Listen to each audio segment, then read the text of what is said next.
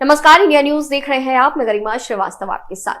नए संसद भवन के उद्घाटन के बहिष्कार को लेकर एक और जहां विपक्ष एकजुट होता नजर आ रहा है और 19 दलों ने वहीं पर बॉयकॉट किया है, वहीं गृह मंत्री अमित शाह ने प्रेस कॉन्फ्रेंस कर कहा कि नया संसद भवन प्रधानमंत्री नरेंद्र मोदी की दूरदर्शिता का प्रमाण है। अमित शाह ने बताया कि नई संसद भवन के उद्घाटन के मौके पर ऐतिहासिक परंपरा पुनर्जीवित होगी।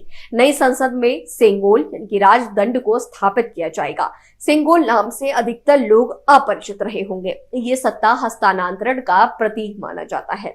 ये परंपरा चोल वंश से चली आ रही थी। 14 अगस्त की आधी रात भारत को आजादी मिली। उस दौरान भी प्रथम प्रधानमंत्री पंडित जवाहरलाल नेहरू को भी वायसराय लॉर्ड माउंटबेटन ने सेंगोल सौंपी थी। इसका तात्पर्य ये होता है कि पारंपरिक तरीके से ये सत्ता हमारे पास आ गई है। सेंगोल को हम लोग राजदंड के नाम से भी जानते हैं। गृह मंत्री अमित शाह ने आज इसके इतिहास को बताया। इसके साथ ही अब ये सेंगोल म्यूजियम में नहीं बल्कि नई संसद भवन में स्थापित किया जाएगा। इससे पहले सेंगोल प्रयागराज के म्यूजियम में रखा गया था।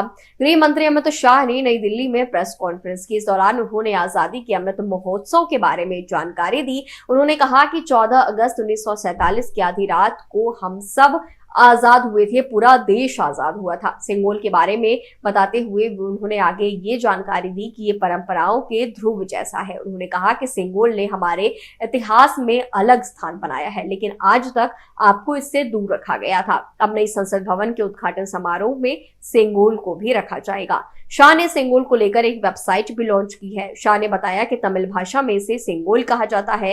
इसका अर्थ होता है कि संपदा से संपन्न। सत्ता का प्रतीक सेंगोल को नई संसद में स्थापित किया जाएगा। नई संसद भवन का जिस दिन उद्घाटन होना है उसी दिन सेंगोल तमिलनाडु से आए विद्वान पीएम को ये सेंगोल भेंट करेंगे। इसके बाद नई संसद भवन में स्पीकर की सीट के ठीक बगल में इसे स्थापित किया जाएगा।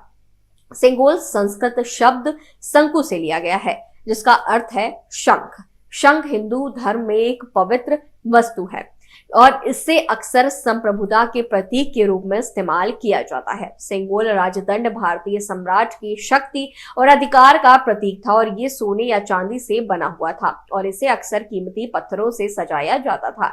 सेंगोल राजदंड औपचारिक अवसरों पर सम्राट द्वारा ले जाया जाता था और इसका इस्तेमाल उनके अधिकार को दर्शाने के लिए भी किया जाता था।